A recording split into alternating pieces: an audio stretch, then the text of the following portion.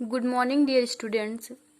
Today we will discuss about punctuation and use of capital letters.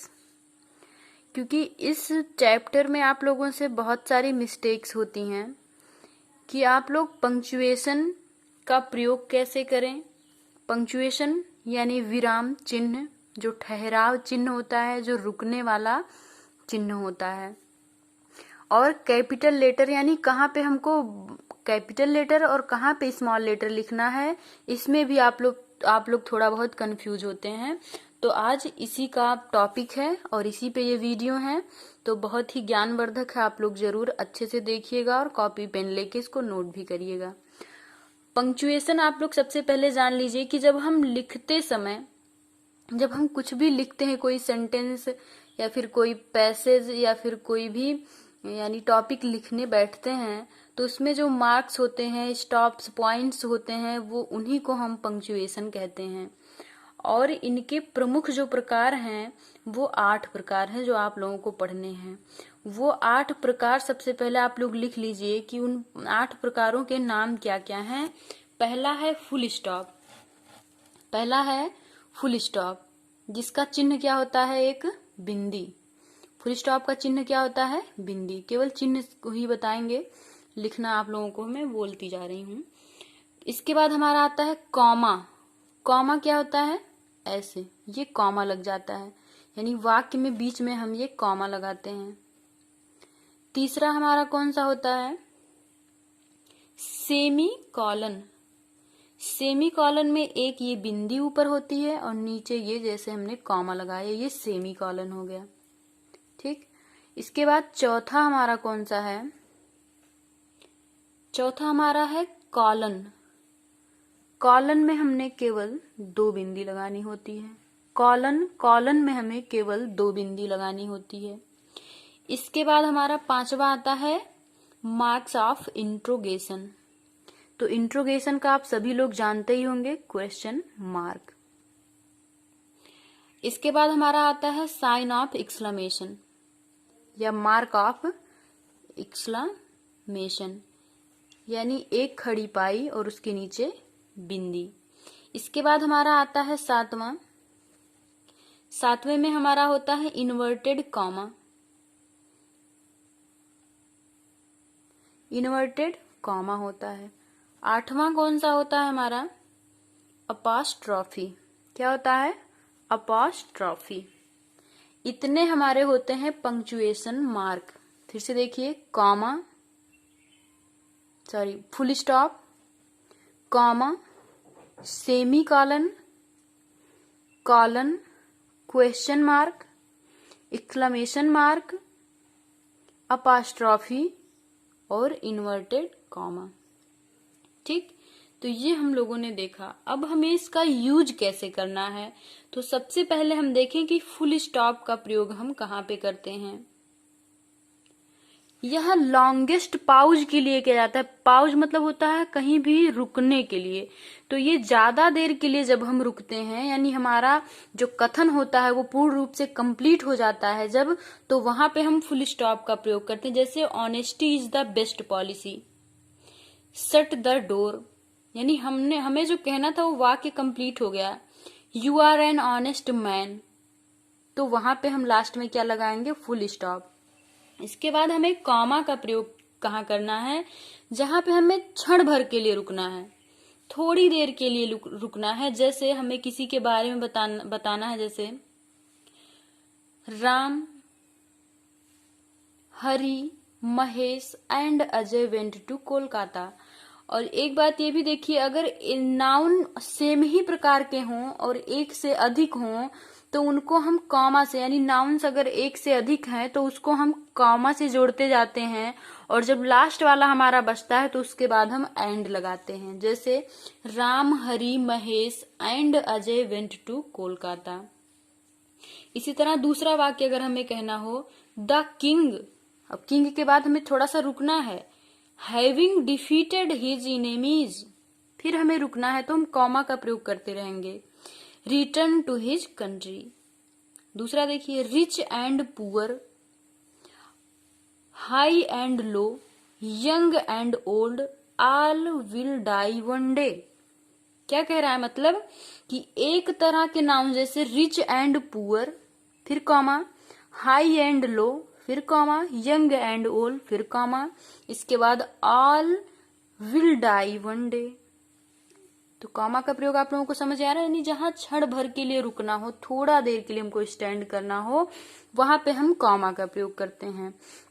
उसके बाद हमारा तीसरा आता है सेमी कॉलन। सेमी कॉलन का प्रयोग हम वहां पे करते हैं जहां पे हमें क्षण भर से ज्यादा देर रुकना होता है, यानी कॉमा से ज्यादा देर जहां रुकना होता है वहां पे हम सेमी कॉलन का प्रयोग करते हैं। जैसे आई सिंग, जैसे मैं हंसा, मैं गाया, और फिर मैं भाग गया खुशी से, यानी शर्म आ गई उसको। तो ये अगर वाक्य हमको कहना हो तो क्या होगा, आई सिंग सेमी कॉलन, आई लाफ फिर semi colon, I run for Joy full stop. ठीक, सेमी कॉलन का मतलब समझ में आ रहा है। जैसे हमें क्षण भर से ज्यादा के लिए, ज्यादा देर के लिए जहां पे रुकना हो वहीं पे हम सेमी कॉलन का प्रयोग करते हैं। ठीक, इसके बाद हमारा आता है कॉलन। कॉलन का मतलब होता है ये दो बिंदी। जब हम कोई टाइम लिखते हैं तो बीच में दो बिंदी लगाते हैं ना। जब हम टाइम लिखते हैं तो उसके बीच में सेमी कॉलन का ही तो प्रयोग होता है। या फिर हमें कुछ कहना हो, जैसे किसी चीज को हमें इंडिकेट करना हो, संकेत देना हो, जैसे द 3 हॉली बुक्स आर। अब द 3 हॉली बुक्स आर के आगे हमको भी डिटेल में देना है कुछ, तो जैसे हमको लगा देना है क्या, यहाँ पे कॉलन। इसके बाद हमको लिखना है the Gita, the Bible and the Quran, इस तरह से। इसके बाद हमारा आता है इंट्रोगेटिव मार्क या साइन, मार्क ऑफ इंट्रोगेशन। तो जब हम किसी से प्रश्न करते हैं, जैसे who are you, what are you doing, तो वहां पे हम लास्ट में क्वेश्चन मार्क का प्रयोग करते हैं। इसके बाद हमारा आता है साइन ऑफ एक्सक्लेमेशन। तो एक्सक्लेमेशन का हम यानी विस्मयबोधक चिन्ह कहाँ पर लगाते हैं, जहां पे हमें मन में उठने वाले तीव्र भावों को प्रकट करना हो। जैसे सिट डाउन, किसी को हमें चिल्लाते सिट डाउन, तो वहां पे साइन ऑफ एक्सक्लेमेशन का प्रयोग होगा। क्वाइट यानी चुप हो जाओ, एलास, ब्रेवो, हियर यानी सुनो, इस सब तरह के अगर हमको वाक्य प्रयोग में लाने हो तो वहां पे हम किसका प्रयोग करते हैं, साइन ऑफ एक्सक्लेमेशन का प्रयोग करते हैं। यानी मन में उठने वाले अचानक किसी भाव को अगर हमें व्यक्त करना है तो वहां पे साइन ऑफ एक्सक्लेमेशन का प्रयोग होता है। इसके बाद सातवां हमारा है कॉमा। कॉमा का प्रयोग हम वहां पे करते हैं, inverted comma.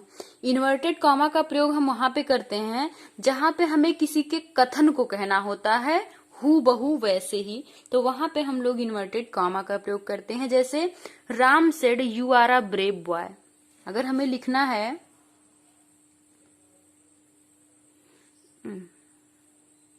Ram said comma inverted comma you are a brave boy, इसके बाद हमको फिर कॉमा लगाना है। क्यों लगाना है इन्वर्टेड कॉमा, बंद करना है, क्योंकि ये राम का कथन है और हमें हूबहू लिखना है। यही चीज हमारा नरेशन में भी होता है। नरेशन में यानी डायरेक्ट स्पीच में जब लिखा जाता है वाक्य तो इस तरह से ही लिखा जाता है इन्वर्टेड कॉमा के अंदर, यानी वो किसी का कथन होता है। इसके बाद हमारा होता है अपास्ट्रॉफी। अपास्ट्रॉफी का अर्थ होता है संबंध सूचक या वर्ड लोप का ये चिन्ह होता है। जब हमें किसी के साथ संबंध को जोड़ना होता है, जैसे हमें लिखना है कि मोहन की किताब, तो मोहन्स बुक हो जाएगा। मोहन की किताब अगर लिखनी है तो मोहन के बाद हमें अपास्ट्रॉफी यस लगा देना है, इसके बाद हमें लिखना है बुक, तो क्या हो जाएगा, मोहन्स बुक हो जाएगा। इसी तरह से अगर हमें लिखना है, अगर मतलब हमको जैसे देयर आर प्लेयर्स, प्लेयर्स जैसे हमने कहा योर्स, अब यू में अगर हमको अपास्ट्रॉफी जैसे योर लिखते हैं, अब ये क्योंकि प्लूरल है और इसमें जब हम यस जोड़ेंगे तो यहां पे कॉमा लगाएंगे। इसी तरह से जैसे प्लेयर्स,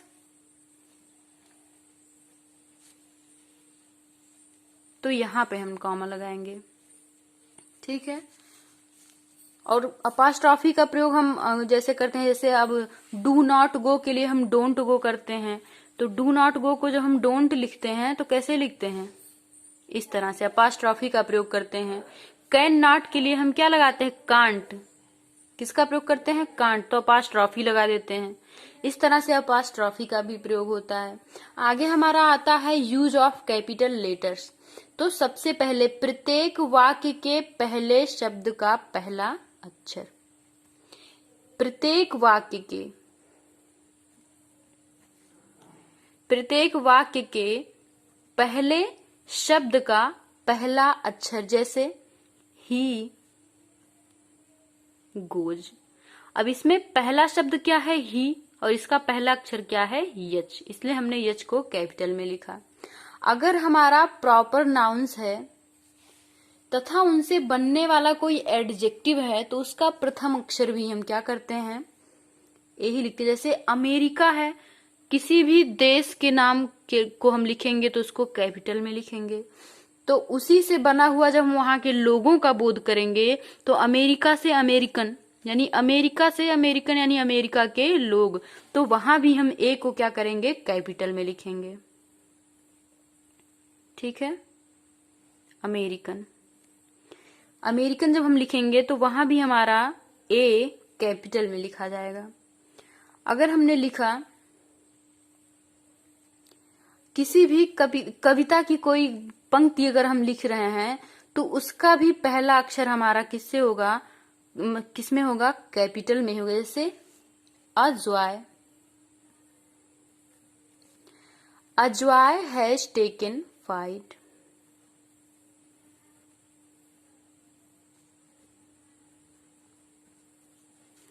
ठीक, इसी तरह से अगर हम आई कहीं भी लिखते हैं यानी वाक्य में आई कहीं भी आ जाए तो वो कैपिटल में होता है।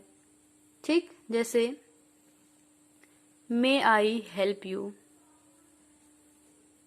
मे आई हेल्प यू। आई कहीं भी होगा, चाहे वो बीच में हो या फिर आपका पहले हो, वो हमेशा कैपिटल में ही लिखा जाता है। भगवान के लिए हम चाहे उसका नाउन हो या फिर उसी के लिए भगवान के लिए कोई प्रोनाउन आ जाए तो उसको भी हम कैपिटल में लिखते हैं। जैसे God bless you, he help me, या ही इज ऑलमाइटी। तो उसके लिए जब हम ही लिखेंगे तो चाहे वो वाक्य के बीच में ही होगा, लेकिन ही कैसा होगा, उसका यच हमारा कैपिटल लेटर में होगा। ठीक है, अगर हम किसी का नाम लिखते हैं तो वो भी कैपिटल लेटर में ही होगा।